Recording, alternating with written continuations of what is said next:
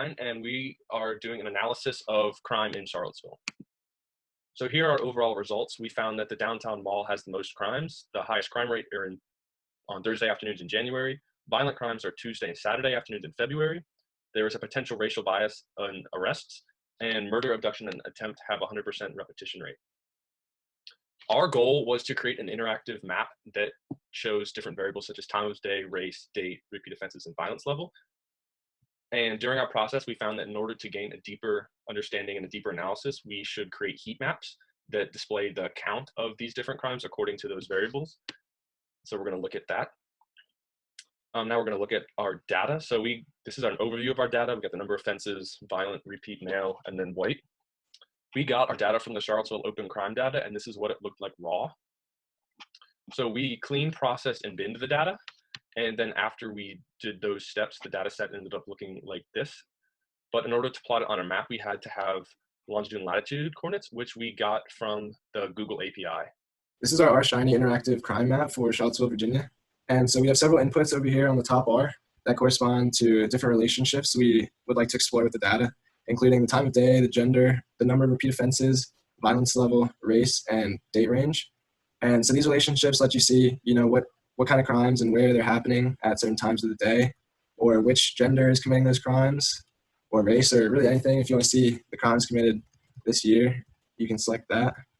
You can see where the violent crimes are taking place and see what kind of crime it is. To see the correlation of multiple variables, we created heat maps comparing the number of offenses, the violence level, and either the month of the year, the day of the week, or the time of day. Additional visuals include representation of offenses by race, offenses by gender, and the distribution of offenses dependent on either repeat offenders or just the total offenses.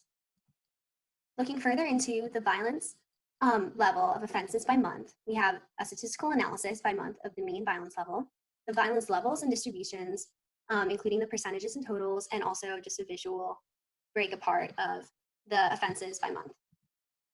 The same was done for the day of the week and the time of day. The next part is the analysis.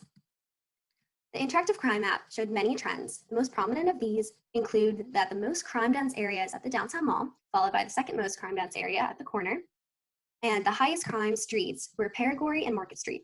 The least crime-dense areas were proved to be IP area and UVA itself.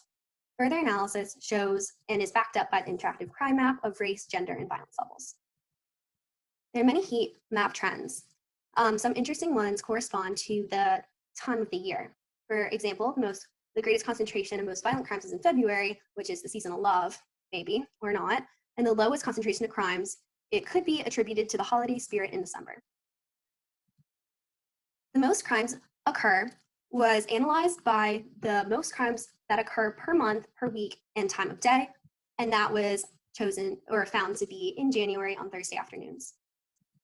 The same process was done to find when the most violent crimes occur. And this is interesting that it's different than when the most crimes occur and occurs in February on Tuesdays and Saturdays in the afternoon.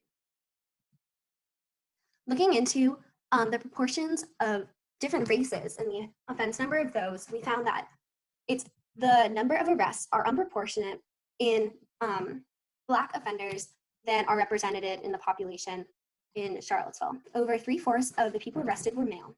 The highest crime density for females was on Market Street, whereas the highest crime density for males was on Paragory Street, where the jail is located.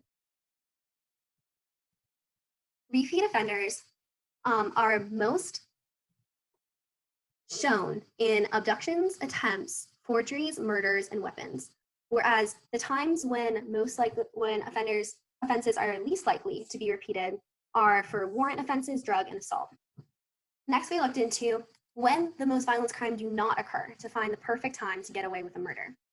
When people are not arrested for the most violent crimes, so perhaps when they get away with it, tend to occur in Ivy in residential areas in December on Sundays from 4 to 8 a.m. Solutions, keys, codes, and methods. And this is just how we made everything happen.